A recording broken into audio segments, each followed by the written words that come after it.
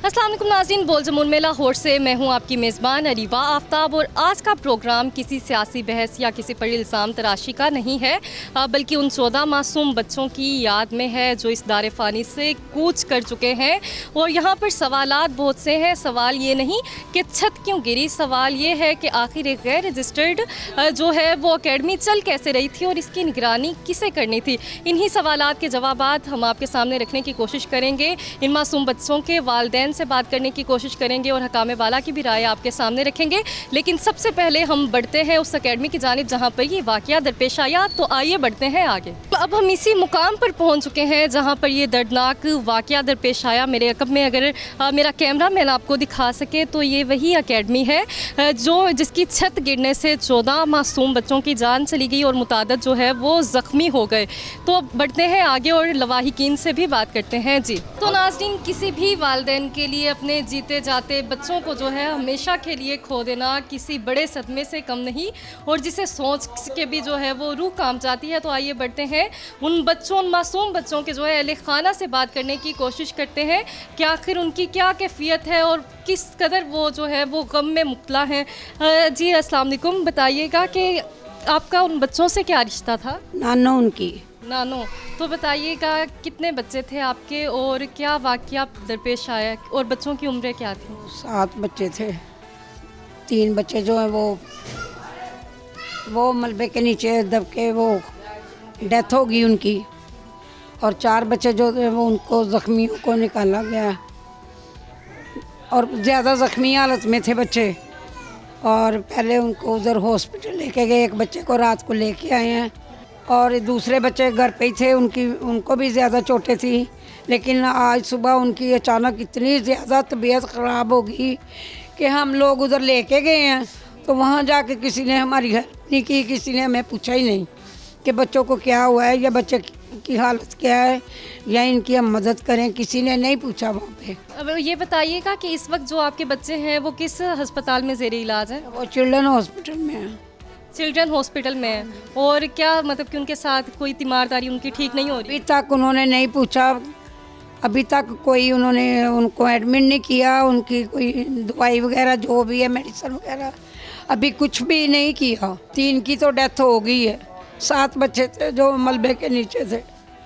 उन बच्चों के नाम ज़रा बताइएगा और क्या उम्र थी और आपकी क्या उम्मीदें वाबस्ता थी उनसे? देखें, बच्चे तो जितने भी यहाँ पे डेथ हुई उनकी वो सारे हमारे अपने ही हैं। हम ये नहीं कह सकते ये उनके बच्चे, उनके ये सारे बच्चे हमारे अपने ही थे, हमारी गली के थे। सबसे बड़ी बच्ची की उम्र थी 8 साल और दूसरी की थी 6 साल की थी, और जो अब्दुल्ला है वो 5 साल का था जिनकी डेथ हुई है। अच्छा, तो किस तरह से आपको पता चला? कोई कॉल वगैरह आई, किसी रिश्तेदार ने बताया या मोहल्ले वालों ने बताया? हम इधर के रहशी हैं, इधर ही रहते हैं। मैं हॉस्पिटल से ड्यूटी करके आई थी तो उन्होंने ना हमें पता चला कि छत गिर गई है, किसी ने आवाज़ दी।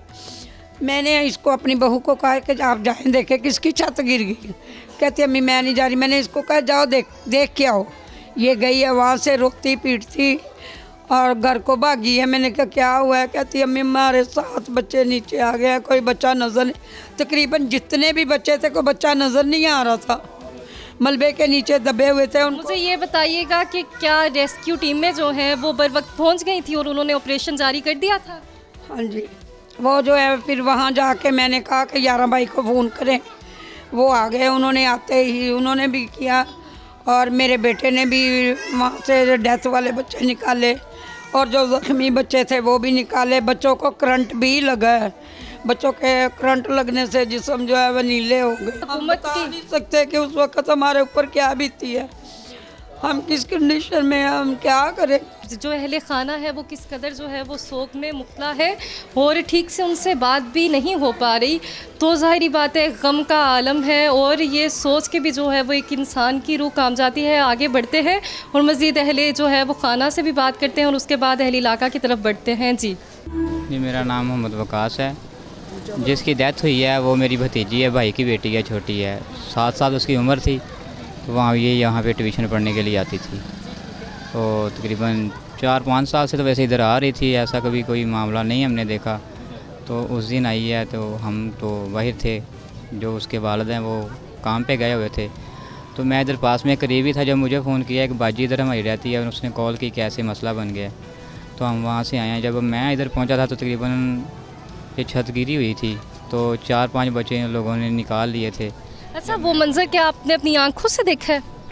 जब गिरी है वो तो मंजर नहीं देखा, लेकिन जब लेके गए हैं इधर से वो हमने अपनी आंखों से देखा है। इधर छत गिरी थी, लोग अपनी मदद तहत आप लगे हुए थे, क्योंकि रेस्क्यू वाले तो लेट पहुँचे हैं, तकरीबन कोई 10 मिनट 20 मिनट लेट पहुँचे हैं। तो ये अहले इलाका जो पास के लोग हैं ये अपनी मदद आप लगे हुए थे। मेरे आने से पहले 5-6 बच्चे इन्होंने हॉस्पिटल ले गए थे। अच्छा, रेस्क्यू की टीमें जो हैं वो बर वक्त ना पहुंच सकी, इसका क्या वजह है? क्या गलियां तंग थी, क्या वजह बनी? ऐसी बात है, आप मेन पे विज़िट करें ना, जाके देखें तो छोटी सी गली है, 2 गाड़ियाँ आपस में जब फंस जाती हैं तो तीसरी गाड़ी तो पीछे से क्या आएगी, वो तो पास से गुजर नहीं सकती, रास्ता तंग है। रेस्क्यू वाले की बड़ी गाड़ी हैं, बाइक वाले वो आएंगे वो तो देखेंगे ना, बस बाहर निकाल सकेंगे। जब लेके जाना है तो रास्ता नहीं है, ये थोड़ा सा रास्ता है वो भी ख़राब है, बुरा हाल है। अब देखें बारिश हुई है, जगह जगह पे पानी है, पैदल बंदा नहीं आता। रेस्क्यू वाले क्या करेंगे? उन्होंने उनका नहीं है ये मतलब कि उन पे डाल दें कि वो पहुंच नहीं सके। पहुंचें क्या जब उनको टाइम ही नहीं मिला? रेस्क्यू को कॉल करें तो वो 5-6 मिनट तो उनको मेन से आने में लग जाएंगे। ये मेन ही ऐसी है, आधा घंटा लग जाता है, ठीक है।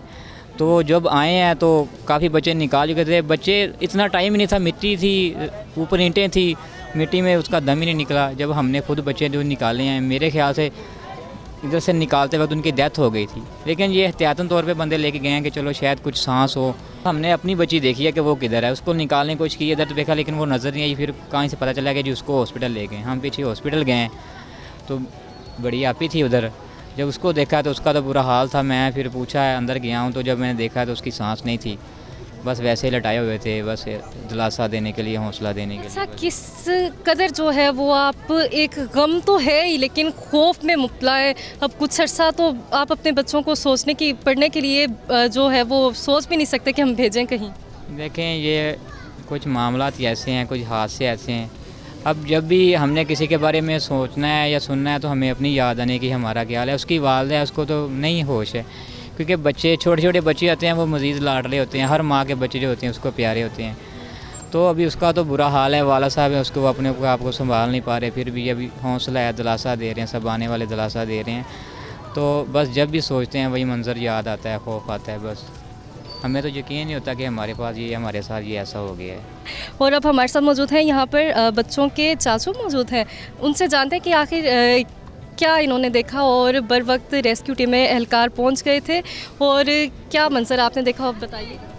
रास्ते की वजह से एहलकार नहीं पहुंच सके ना, गाड़ियाँ नहीं पहुंच सकी, रास्ता बहुत ज़्यादा ख़राब है। आज इन्होंने आना, वज़ीरों ने आना, रास्ता बन रहा है, पहले क्यों नहीं बना? इधर के इलाके के मोतबर हैं, MP हैं, मैंने हैं, उनको नहीं पता कि रास्ते बनवाने हैं।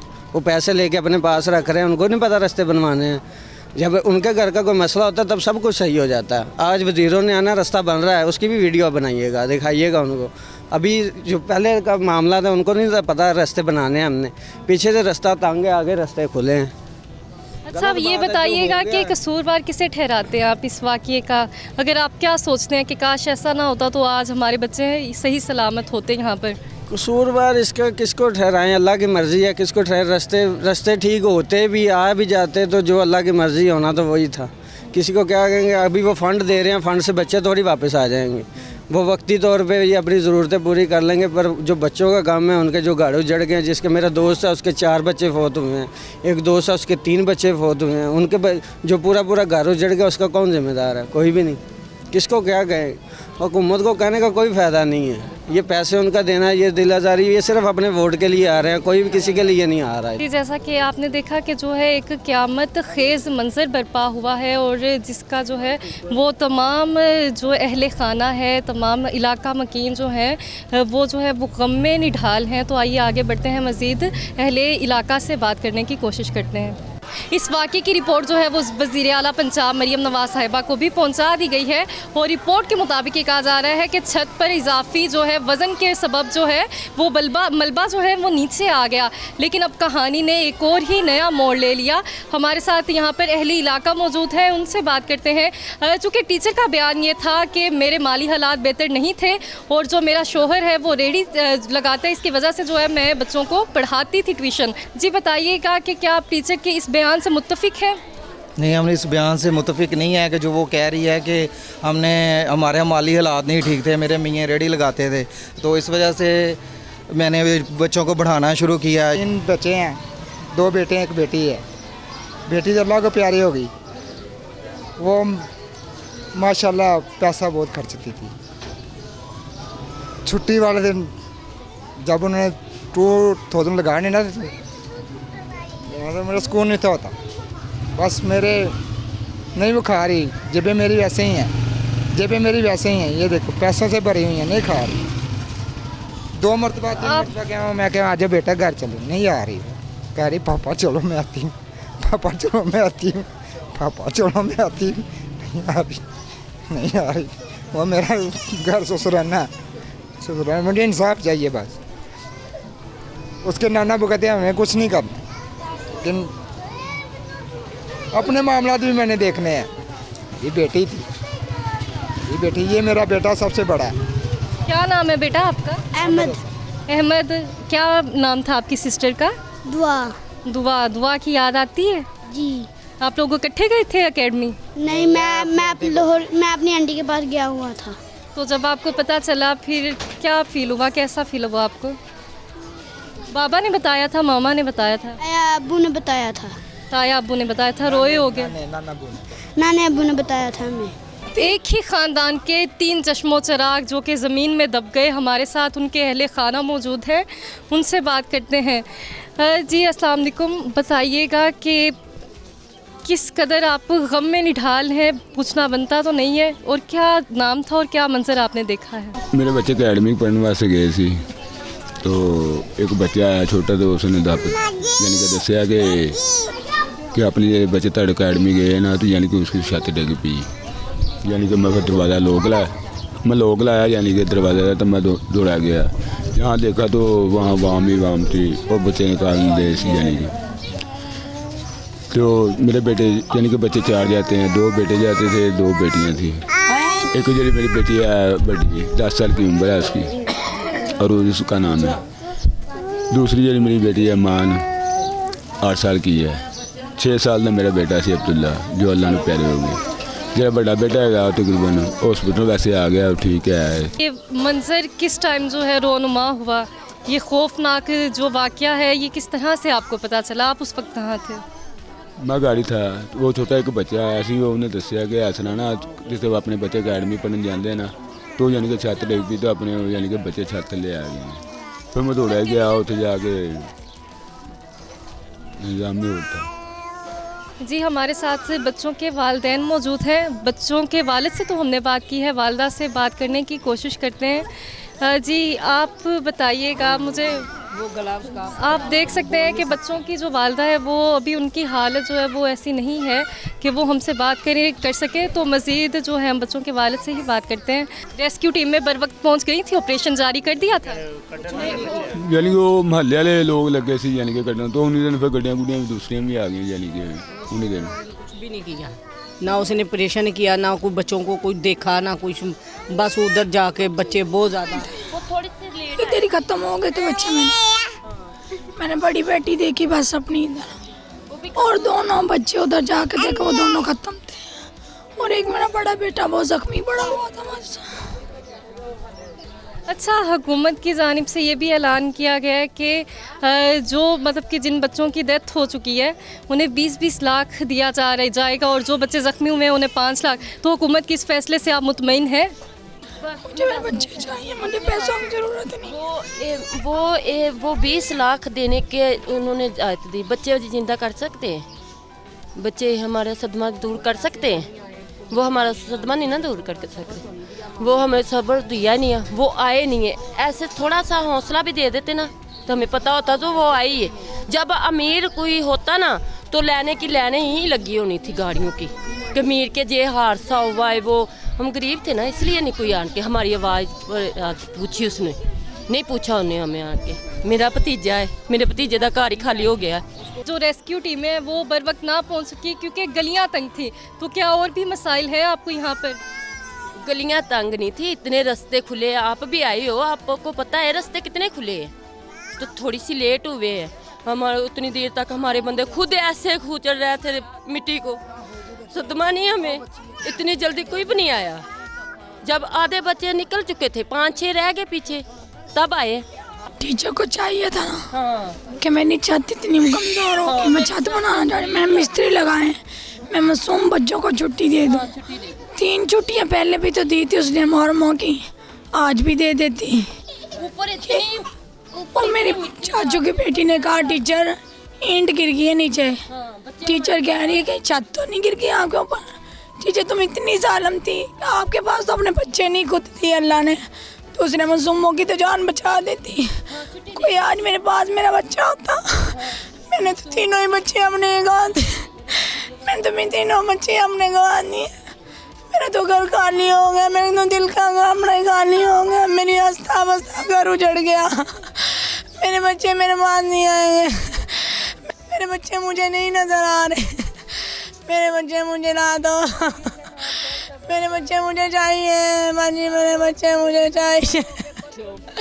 मेरी रूज, मेरी मान, मेरा अब्दुल्ला, मेरी मान, मेरी मान, मेरा अम्मी से तो कसूर है। और टीचर बड़ी जालम होगी सी मासूम बच्चों दे।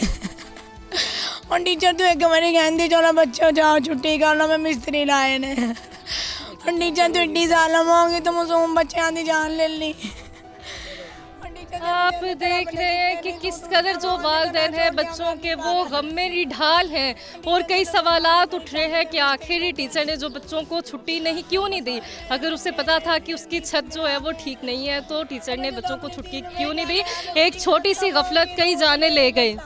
मेरी धी दे बोले नीले हुए पैसी, उसकी अक्का बंद, मुँह च मिट्टी। मैं क्या मेरी धी नहीं है, वो 3 बच्चे जाके मैं अपने अस्पताल वेख के, मेरा अब्दुल्ला भी मिट्टी ना बनया खत्म होया, और मेरी रोज मेरी ईमान भी खत्म होगी, और मेरा अब्दुल्ला मुर्तजा जख्मी पिया। और मैं केड़े बच्चों रोवां अपने, और मेरे दिल से टोटे, मेरे दिल का कहानी खाली कर गए। और भाजी मैनू नहीं हौसला होंदा जो, और मैनू किधर मिलणगे। और मैंने एक बारी आवाज नहीं मारी मामा, और एक बारी उन्होंने मैंने आवाज़ नहीं मारी। मेरी धीयां तो मेरा सहारा बन गया थी, और मेरा सहारा बन गया थी मेरा घर। जी आप बताइएगा क्या कह रही थी आप?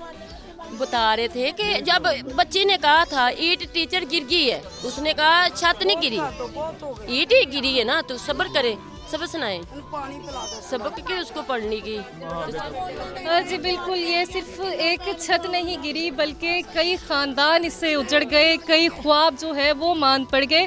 एक छोटी सी गफलत कई जानों को जो है वो ज़मीन के अंदर दबा दिया है। चले बढ़ते हैं आगे और अहले इलाका से भी बात करने की कोशिश करते हैं। बात अभी कोई भी नहीं करने आया। देखो मेहनत मजदूरी करते हैं, 4 मरले का मकान है, 4 भाई रहते हैं, गरीब है, ठीक है। जो नुकसान जो हुआ है उनका वो तो उसका तो उजाला नहीं हो सकता। गरीब वालिदैन है, हम ये नहीं चाहते कि हमारा बच्चा फोत हुआ है, हमें कुछ चाहिए, लेकिन हमें ना इंसाफ चाहिए ना। देखो ईंट गिरी है तो टीचर कहती है बच्चों को कि छत तो नहीं गिर गई, उसके खिलाफ कार्रवाई की जाए। माएँ तड़प रही हैं, रो रही हैं, हमारा भांजा था, एक भतीजा था। देखे इंसाफ होना चाहिए बेटे। माएँ तड़प रही हैं, सारी रात नहीं मेरी बहन सोई, कहती बेटा बारिश आ गई है, घर आ जाओ, तुझे डर लगता था, बारिश आती थी तुझे डर लगता था। बाप है बच्चे का मरा, बहन हुई वो नहीं सारी रात सोया, उसको मोरों का मसला है, मेहनत मजदूरी करता है, मोरों का मसला है, वही बात कमाने वाला क्या करे बाप। लेकिन इंसाफ चाहिए, टीचर के खिलाफ कार्रवाई की जाए, इंसाफ चाहिए हमें। बेटा दोतरा सी मेरा 7 साल का, वो फौत हो गया। फिर मेरा पोतरा सी 5 साल का, वो फौत हो गया। ਅਸੀਂ ਤੜਫਦੇ ਪਏ ਆ, ਇਹ ਰਮਾਨ ਨਾਲ ਘਰ ਬੈਠੇ ਨੇ। ਸਾਨੂੰ ਇਨਸਾਫ ਮਿਲਣਾ ਚਾਹੀਦਾ ਹੈ, ਅਸੀਂ ਇਨਸਾਫ ਲਵਾਂਗੇ ਇਹਨਾਂ ਦੇ ਕੋਲੋਂ। ਜੇ ਨਾ ਹੋਇਆ ਅਸੀਂ ਗਾਂ ਤੱਕ ਵੀ ਜਾਣਾ ਪਿਆ, ਅਸੀਂ ਗਾਂ ਤੱਕ ਵੀ ਜਾਵਾਂ, ਅਸੀਂ ਲਿਹਾਜ਼ ਨਹੀਂ ਕਰਨਾ, ਕੁਛ ਨਹੀਂ ਹੁੰਦਾ। ਇਹਨੂੰ ਮਤਲਬ ਗੱਲ ਇਹਨਾਂ ਸਾਨੂੰ ਨਾ ਇਨਸਾਫ ਮਿਲਣਾ ਚਾਹੀਦਾ, ਸਾਨੂੰ ਇਨਸਾਫ ਨਹੀਂ ਮਿਲਦਾ ਪਿਆ। ਪਰਸੋਂ ਦੇ ਅਸੀਂ ਪਰੇਸ਼ਾਨ ਆ ਪਰਸੋਂ ਦੇ ਅਸੀਂ, ਸਾਨੂੰ ਅਜੇ ਤੱਕ ਇਨਸਾਫ ਨਹੀਂ ਮਿਲਿਆ। ਤੇ ਪਿਓ ਦਾ ਜਿਹੜਾ ਉਹ ਵਿਚਾਰਾ ਬਿਮਾਰ ਹੈ, ਮੋਹਰੇ ਦਾ ਮਸਲਾ, ਉਹਨੂੰ ਕੰਮ ਉਹਦੇ ਕੋਲ ਨਹੀਂ ਹੁੰਦਾ ਪਿਆ ਵੀ। तो नाज़रीन, हमने की जाँ बहक होने वाले बच्चों के वालिदैन से भी बात, अहले इलाका से भी बात की, और अब इस वक्त मैं एजुकेशन डिपार्टमेंट में मौजूद हूँ। और जैसा कि आप जानते हैं कि हर सानहा जो है वो अपने पीछे एक बड़ा सवाल छोड़ जाता है, और यहाँ पर भी अभी एक बड़ा सवाल उठ रहा है कि आखिर इस गैर रजिस्टर्ड जो है वो ट्यूशन की निगरानी किसकी ज़िम्मेदारी थी, कौन इसका ज़िम्मेदार था, इसकी रोकथाम के लिए क्या इकदाम उठाए जाएंगे। हमारे साथ मौजूद हैं असिस्टेंट डायरेक्टर अजहर चीमा साहब, तो उनसे बात करते हैं। जी अस्सलाम वालेकुम सर, बताइएगा कि गैर रजिस्टर्ड ट्यूशन जो है वो चलाई जा रही थी, तो इसका ज़िम्मेदार कौन था, और आपको क्या लगता है कि हुकूमत को इसमें क्या जो है वो मौसर इक़दाम उठाने चाहिए थे? असल में ये एक घर में कायम एक ट्यूशन सेंटर था, और ये मोहल्लों में आप देखते हैं कि आमतौर पे ये चीज़ें चल रही होती हैं कि मोहल्लों में घरों में लोग बच्चियां जो हैं छोटे पैमाने पर पढ़ाते हैं। तो बेसिकली ये ट्यूशन सेंटर्स जो हैं ये गवर्नमेंट की तरफ से ऐसे कोई ट्यूशन सेंटर रजिस्टर्ड नहीं है। प्राइवेट स्कूलों की रजिस्ट्रेशन का अलबत्ता हमारा एक मुकम्मल निज़ाम है, जिसमें हम बिल्डिंग सर्टिफिकेट जो है हमारा बिल्डिंग डिपार्टमेंट जो है वो उसमें इशू करता है, और उसके अलावा हाइजीनिक सर्टिफिकेट जो है हेल्थ डिपार्टमेंट इशू करता है। तो उसके लिए एक मुकम्मल निज़ाम है, और हमारी एक डिस्ट्रिक्ट रजिस्टरिंग अथॉरिटी है, डिप्टी कमिश्नर साहब जिसको हेड करते हैं, जो इन स्कूलों की रजिस्ट्रेशन और दीगर तमाम मामलात को देखते हैं। चीफ़ एग्जीक्यूटिव ऑफिसर एजुकेशन जो हैं वो इसके मेंबर हैं। और लेकिन ट्यूशन सेंटर्स जो गली मोहल्लों वाले हैं, इनकी रजिस्ट्रेशन का कोई निज़ाम हमारी अथॉरिटी के तहत कायम नहीं है। नहीं, तो अब क्या लगता है, देखें इस आने के बाद ज़ाहिरी बात है हर किसी के लिए एक गम का जो है वो आलम है, और कई वालिदैन जो हैं वो अब उम्मीदें लगाए बैठे हैं और मुतालबा करे हैं कि ताकि फ़्यूचर में ऐसा कुछ ना हो। तो इसकी रोकथाम के लिए अब हुकूमत क्या इक़दाम उठाएगी? जी डेफ़िनेटली अब इसके बारे में कोई ना कोई निज़ाम तो बनेगा, और तमाम जो ये जो ख़तरात हैं इनसे निपटने के लिए गवर्नमेंट भी कोई ना कोई पॉलिसी बनाएगी कि बिल्डिंग्स को कैसे सेफ़ स्टूडेंट्स हमारे हैं उनके लिए किया जा सकता है। जिस तरह हमने अपने गवर्नमेंट और प्राइवेट स्कूल्स को महफूज बनाया है, इस तरह यकीनन इन जो गली मोहल्लों वाले ट्यूशन सेंटर्स हैं इनके लिए भी कोई ना कोई निज़ाम तो होना चाहिए, और इंशाल्लाह वो बनेगा, और इस पे मीटिंग्स जो हैं वो गवर्नमेंट की जारी हैं, और जल्द इंशाल्लाह इसके बारे में कोई ना कोई लाया अमल जो है वो अनाउंस किया जाएगा। जी, जैसा कि असिस्टेंट डायरेक्टर साहब ने कहा है कि अब मज़ीद ताकि ऐसा कोई सानहा दरपेश ना आए, तो इसके लिए हुकूमत जो है वो कोई ना कोई पॉलिसी जो है वो लाजमी बनाएगी। तो खाना सेंटर में ट्यूशन की छत गिरने के बाद अब जो है बागबानपुरा में जो है अल नसर स्कूल की जो है वो भी छत गिर गई, और ये स्कूल जो है वो 25 साल से जो है वो गैर रजिस्टर्ड चल रहा था। और जिस टाइम ये हादसा दरपेश आया है उस टाइम जो है वो 50 बच्चे इसमें ज़ेर तालीम थे, जिनमें से एक अबू बकर 10 साल अबू बकर जो है वो जाँ बहाक हो गया, जो कि दूसरी जमात का तालिब इल्म था, जबकि 14 ज़ख्मी हो गए जिन्हें सर्विसेज अस्पताल में पहुंचा दिया। हमारे साथ उनके लवाहिकीन मौजूद हैं, उनसे बात करने की कोशिश करते हैं। अस्सलाम वालेकुम जी, बताइएगा क्या रिश्ता था आपका अबू बकर के साथ? चाचू उनका मैं। चाचू हैं आप, ये बताइएगा ये वाक़या किस तरह से दरपेश आया और क्या देखा आपने? मन ये वाक़या एक हफ़्ता पहले 1 वीक पहले ना इन्होंने लेंटर डाला था, तो लेंटर इन्होंने जल्दी उतार दिया नीचे से, जो लगाया होती टेके लगाई होती हैं, तो इन्होंने 4 फुट का जो है ना बाहर दीवार निकाल दी, वो लेंटर ज़्यादा निकाल दिया। लेंटर निकाल के इन्होंने ऊपर दीवार बना दी, फिर उसके ऊपर एक लेंटर और डाल दिया था। 2 लेंटर इन्होंने इकट्ठे ही डाले थे। उसके बाद इन्होंने जनरेटर चलाया हुआ था ऊपर, वो जनरेटर जो है वो फट गया ऊपर। 2 बच्चे थे, अबू बकर और एक इसके साथ और था। मैडम ने भेजा बाहर बच्चे को छोड़ा हूँ। अच्छा, आप ये भी बताइएगा, चूँकि महकमा तालीम की जानिब से सिर्फ 30 जून तक समर कैंप लगाने की इजाज़त थी, तो ये गैर रजिस्टर्ड था, फिर ये गैर रजिस्टर्ड था स्कूल, लेकिन ये इन्होंने एकेडमी खोली हुई है ना, साथ में स्कूल भी और एकेडमी भी है। तो आगे 11 बजे छुट्टी हो जाती, लेकिन आज उन्होंने लेट छुट्टी दी, पता नहीं क्या मसला बना था। मैं गया था लेने के लिए, लेकिन वो कह रहे जी अभी छुट्टी नहीं हुई, तो थोड़ी देर बाद आइएगा लेने। 10-15 मिनट बाद जब वो दोबारा फ़ोन आया तो वो कह रहे हैं जी वो छत नीचे गिर गई है, और हमारा एक बच्चा और है, 5 ज़ख्मी और मज़दूर लगे हुए थे। ये रात को इन्होंने 25 ईंट मंगवाई है ऊपर, सुबह 8-9 मज़दूर लगाए ईंटें जला रहे थे। जब आपको एक चीज़ पता है कि वो नॉर्मल है, कमज़ोर हैं, तो आपको ज़रूरत क्या है उतना ऊपर जोर डालने का। अच्छा, इस मामले का कसूरवार आप किसे ठहराते हैं और हुकूमत से क्या अपील है? जिन्होंने स्कूल, पहले तो हम देखें मैडम के ख़िलाफ़ नहीं कुछ कह सकते, ये कसूर उसका जो ठेकेदार जो है ना वहाँ मज़दूरों का, उसको पकड़ना चाहिए ना। वो इतनी स्पीड से तो काम नहीं है कोई होता। ज़ाहिर बात है जब लैंडर डालना है तो कम से कम 10-15 दिन चाहिए, लेकिन इन्होंने 1 वीक में जो है वो सारा कुछ खोल दिया, ऊपर से लैंडर दूसरा डालने लग गए हैं। तालीम हासिल करना हर बच्चे का हक है, लेकिन महफूज तालीम हासिल करना हर बच्चे का बुनियादी हक है। अगर हम अभी भी ना समझे तो बहुत देर हो जाएगी। अब तक के लिए इतना ही। बोल जमूर में मुझे दीजिए इजाज़त, मिलते हैं अगले प्रोग्राम में। अल्लाह हाफ़िज़।